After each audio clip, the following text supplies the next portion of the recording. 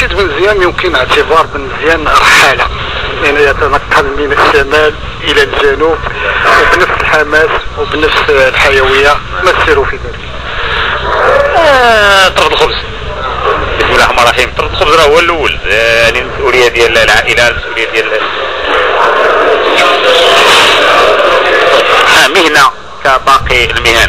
كاين اللي كيبيع الخبز والسكر، وحنا دابا كنحركوا ما بين اسبانيون وهولندا والمغرب من اجل دعم هذه الرياضه اللي عندنا عزيزه بزاف، وهي العاب القوى والسباقات على الطرق.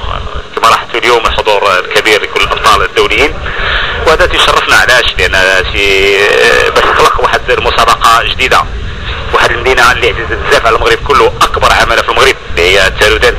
والناس ديال التارودانت استقبلونا بواحد الحراره كبيره وشجعونا بزاف، وبخصوص عامل صاحب الجلاله من التارودانت قال لك اسيدي هنا بغيت انا ماراثون دولي ديال التارودانت. التارودانت سي لا ميغ دو مراكش، علاش ما جيتش تنظم عندنا؟ اللي بغيتي مرحبا بك. وكما لاحظتوا يعني كل المسائل مضبوطه، شفنا احسن باركور عندهم عطاوها لنا، لوطيلات موجودين، تم استدعاء اجود العدائين العالميين من 12 البلاد، وعلى راسهم ايضا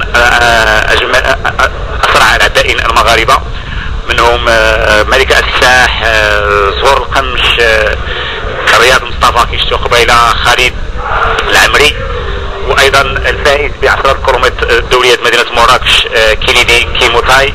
ما تكونش عنده القضيه سهله بحال مراكش باش يربح مره واحده اخرى.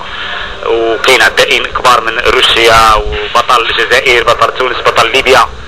كما لاحظتوا الحمد لله، والعلاقات الدوليه اللي عندنا مع المختصين في هذا الميدان هذا كيعاونونا وكيشجعونا باش حتى حنا نديروا اكثر من المجهود، وعلى خصوص الثقه ديال المنظمين فينا. قال لك حنا درنا احسن 10 كيلومتر في المغرب، ديرها لنا في تارودانت واللي بغيتي يكون. وهذا سي رشيد، تنعرفوا بان مدينه تارودانت هي اكبر عماله واقليم في المغرب. كيفاش غتعاملوا ربما الى جات كثره الاعداد ديال اللي بغاو يجريوا السباق؟ لان اول مره وربما حتى الساكنه غتحمس باش تجري. عندك الحق، كاين 89 جماعه في اكبر عماله بالمغرب مدينه تارودانت. حنا خصصنا هذه السنه هذه 1000 صدريه تتحمل كلها ماده الالكترونيه رايس تايمر. العدد هو محصوص في 1000. العام الجاي ربما نكثروا، هذا العام ما بغيناش نكثروا لان اول تظاهره اول تجربه بالمدينه درنا جوج ديال الدورات، دوره صغيره ديال 2 كيلومتر ونص اللي هي مفتوحه للجميع، اي انسان عنده حق يشارك فيها. وايضا جوج دورات هي 2 ونص حتى 7 ونص ديال الاسوار مدينه اللي هي محلوله للمحترفين والناس اللي عندهم يعني واحد لا ليسونس ديال الجامعه الملكيه المغربيه العربيه. تنعرفوا بان رشيد بن مزيان درتوا واحد الزياره خاطفه لمدينه تارودانت. شرح لنا كيفاش الباركور ديال مدينه تارودانت، كيفاش عامل؟ هو مبتسط، يعني بلان 100%. الناس ديال مدينه تارودانت لا الامن ولا الوقايه المدنيه ولا الشباب والرياضه كلهم كانوا متحمسين، وكلهم كانوا شافوا معنا المطاف وعطاونا احسن شوارع ديال مدينه تارودانت باش ننظموا فيها 10 كيلومتر.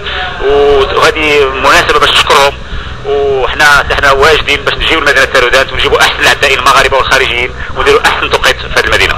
واش كاين شي ديفيرتيسمون اخرى كما تيقولوا بالفرنسيه من غير السباق؟